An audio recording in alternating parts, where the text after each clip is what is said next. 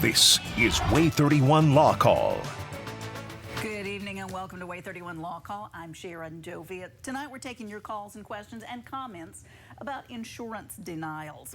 When an insurance company denies a claim, that's just another day at the office for them, but it can cause significant hardship for individuals, especially they're already facing health problems. They've got financial challenges, and now they're expected to battle against a company that trains its agents in how to turn you down. We're interested to hear your thoughts. You have to be hiding under a rock not to have known about December 4th when it appears an individual took his frustrations with insurance denials to a deadly new level. And we'd like to hear your thoughts. We want to dive deeper into the legal details of this tonight. We're going to talk about how and why insurance companies deny so many claims, what's next for the defendant, and most importantly, why people are reacting so strongly to this story. We look forward to hearing your calls. You can call in, you saw the number 536-0077. You can call in and be live on the air. Give your real name or give a made-up name, or we'll change your name for you. You can also text to that same number, and we'll be having some of your texts tonight. And we've got some emails. You can email any day of the week. You send it to lawcall@waytv.com. And when we get to a show that's on point, we pull some out. We've got Will League here tonight. You guys deal with insurance companies all day, every day. You do personal injury cases, and so I think this hits a nerve with you guys. We do, and we deal with it quite a bit. And you know, there's everybody all around the news what happened December 4th. And you know, first off, you know, the CEO of United Healthcare, Brian Thompson, was a human being, and there's been a lot of support for the shooter, a lot of support for you know, against that, and for this human being and his family. You know, can't take the law into your own hands. On Facebook, we've seen a lot of comments back and forth, and in social media that it was somehow justified. And you know, I'd like to talk about, we got a couple of questions for you tonight. Number one, was this murder of this innocent man, you know, justified in any way? And two, what are your thoughts about the American healthcare system and how it affects you and your family?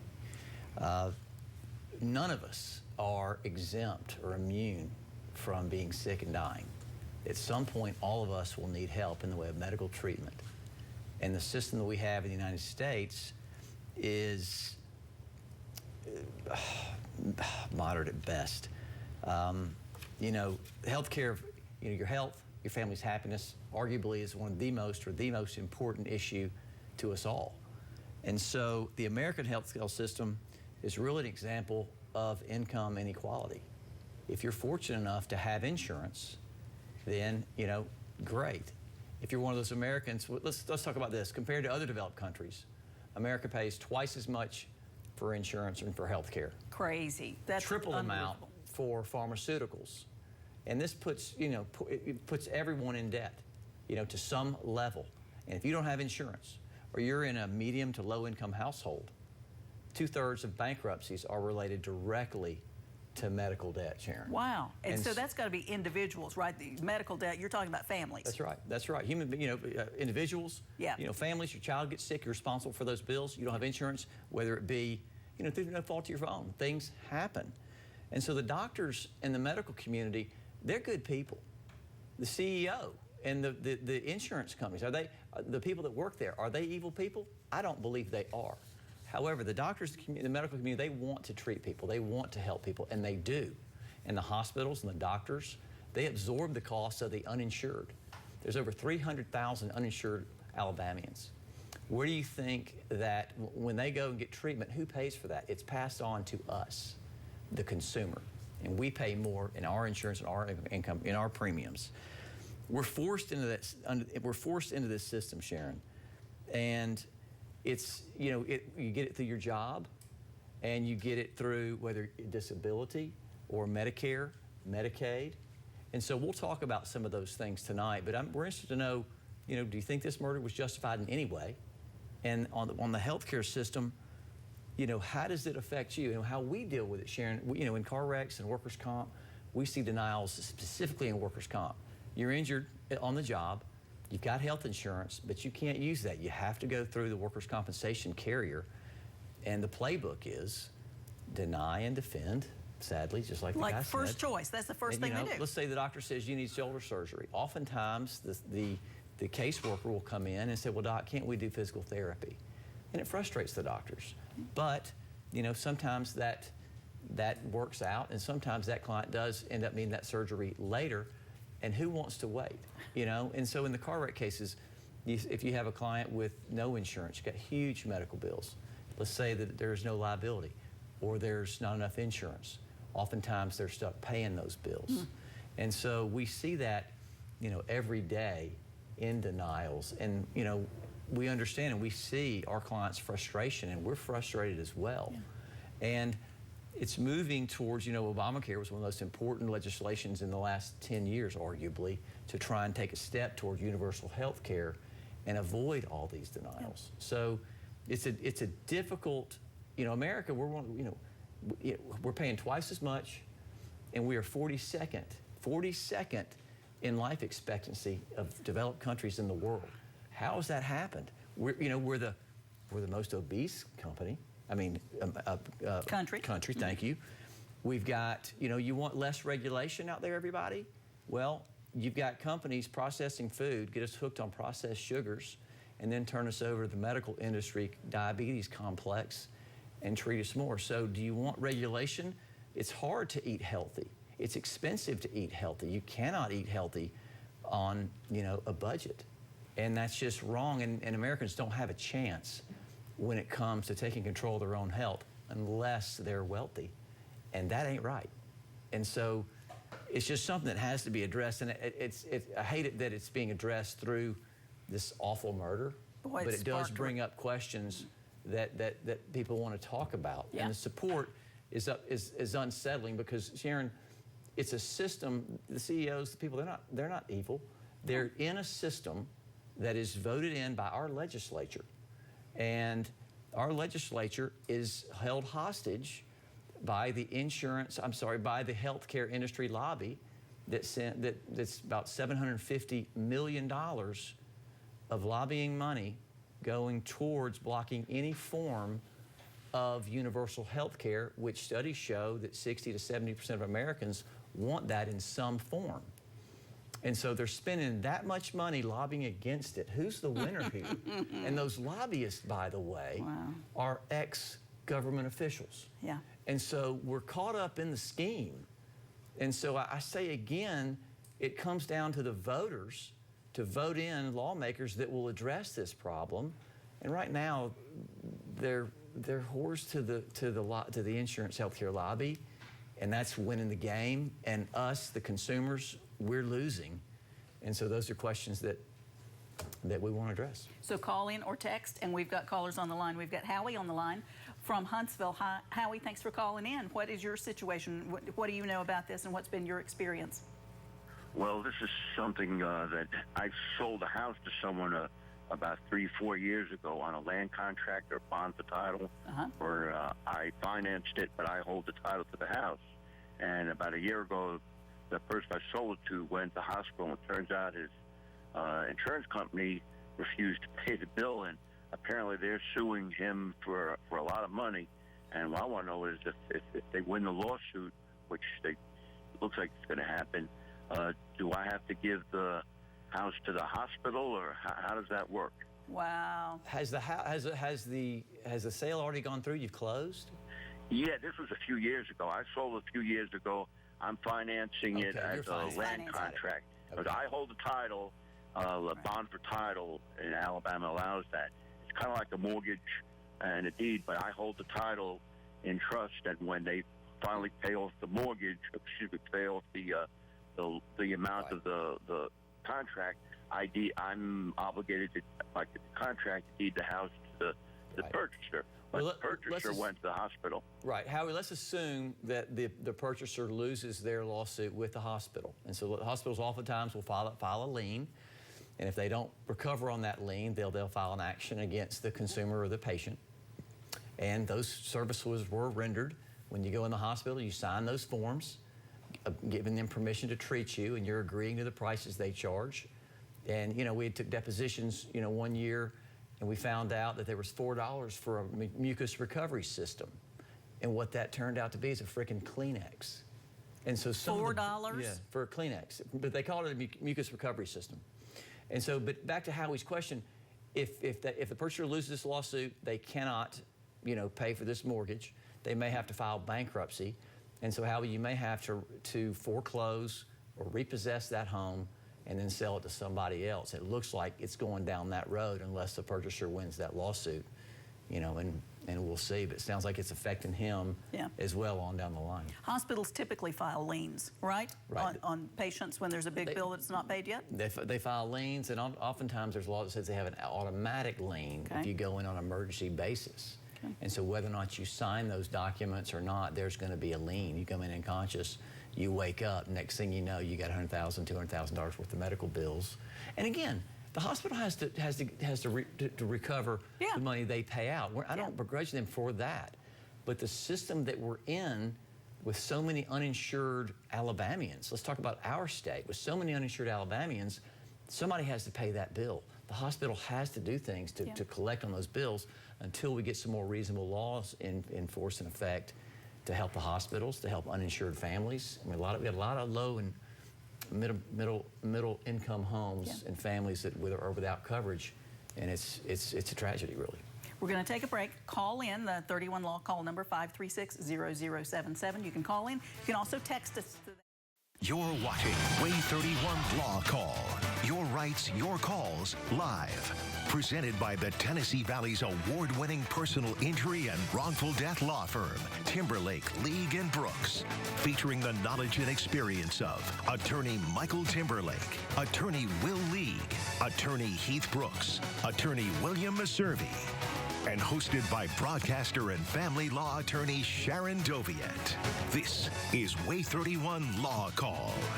Welcome back to 31 Law Call. Tonight we're talking about insurance denials in relation to the headlines and the stories about the healthcare executive gunned down. We're talking about insurance denials and how insurance companies work. Will League is here from Timberlake, League & Brooks, and they handle personal injury cases, and they deal with insurance companies all the time. You can call in 536-0077. You can also text to that same number, and you can also email us, and we've got an email. So this email came in from Tim. Tim says, my doctor has recommended that I have surgery for a long-standing condition, but the insurance company refuses to pay for it unless I try this other treatment first. Is that legal? It should be the doctor's call what treatment I'm going to get. You know, that's the typical course. You know, the doctor recommends treatment, insurance company denies it. And says, okay, you got to go to physical therapy or some other type of less invasive modalities, usually cheaper. That's usually, it's about money. And oftentimes the doctor will go to bat for you with the insurance carrier. And a lot of doctors' jobs, or part of their, sadly, some of their jobs, is to call the insurance carrier, find out why are they denying it. Because a lot of times they'll take the records and they'll send them to an outside physician that's never seen the patient, and this physician will say, well, I think physical therapy, or I think, as opposed to this back surgery, let's try epidural steroid injections first. And the doctor's on the front lines. The doctor's the one that should make the call. The emailer is absolutely correct. And so oftentimes the doctors do go to bat, talk to the insurance carrier, and see if they can talk them into that. If they cannot, the contract that you have through your employer or the workers' compensation carrier dictates. And so if the contract says, if there's an independent evaluation that says you need to have this other type of treatment, that's what you got and that's what you have to do. Oftentimes the doctor, again, can change their mind, but the contract prevails. And the weird thing about it is you had no real negotiating power in that contract. We take a job, we get insurance through our job, we check, we click, was the top, middle, you know, you get those little things. And so you don't have really the negotiating power to enter in that contract, but you're stuck with it. And does calling the insurance company ever make a difference? And an individual calling the insurance company, probably not. You know, I mean, they don't have the MD behind them, so it's difficult. You know, and when we talk about, you know, a lot of people without insurance. So we've got, you know, over 300,000 or odd Alabamians that need care. All right. We've heard about Medicaid expansion. We're one of only 10 states without expanding Medicaid. It benefit over 300,000 Alabamians, you know, help rural hospitals, which that's a big issue. We got some of those hospitals in the middle, not in the middle of nowhere, but way out there, and people are having babies. They need care, but they cannot survive because there's a lot of uninsured people out there. And the hospitals can't survive, and the doctors can as well. And it helped thousands of veterans through their programs. And Alabama would only need to cover 10% of the costs. Okay, so what is it that would have to take place for Medicaid expansion to happen in Alabama? Governor Ivey signed the bill. Governor Ivey signed it in, and that's all we're waiting for. So it's a standoff between conservatives and the folks who are trying to push this. So Medicaid right now, you have children, the elderly, those with disabilities, and those with kids can be covered if they earn 18% of the poverty level. Okay. So it's a very small window of people covered. But if they expanded Medicaid, again, we got hundreds of thousands of people that would have coverage. The federal government in Alabama, we're hurting. Yeah. All right. Thank goodness for Mississippi. But there's, I read a stat that West Virginia and Mississippi, the only thing keeping Alabama from being 50 or 49 is they have lower life expectancies than Mexico. And so it's insane. Yeah. It's insane. And so, Ivey signs the bill. We expand Medicaid. Federal government pays for 90%. We cover 10%. We cover 10%. And rural hospitals, all those things come into play. And I get it. A lot of people are sitting, hey, I don't need this. I've got coverage. Well, good for you. But there's a lot of people out there that don't. A lot of people out there that something happens, they lose their job, they lose their insurance, and they're bankrupt, and their life is upside down. And now they're dealing with, things that, and these are, nobody gets sick by choice. Right. And these are all things that people need help with. We all need help with. And it's something that affects us all. And it's just frustrating for the ones that don't have coverage and that are in trouble that Medicaid will not be expanded. We're only one of 10 states. It's just, it's a head scratcher. We got this email question from Mike. Mike says, is there a statute of limitations on filing against an insurance company for bad faith? Okay, bad faith, what is that? And then talk us through how do you pursue an insurance company and get them for that? It's rare, unreasonable denials. Okay. Let's say the doctor recommends treatment, they deny it, and the delay causes you harm in some way. They're difficult cases to prove because you're going to find a doctor say, well, do you have time to, who's to say it got worse because of that delay? Gotcha. You can file a breach of contract or fraud if there's no arguable or debatable reason for denying that claim. They're going to have a debatable reason. So the law is with the insurance carriers.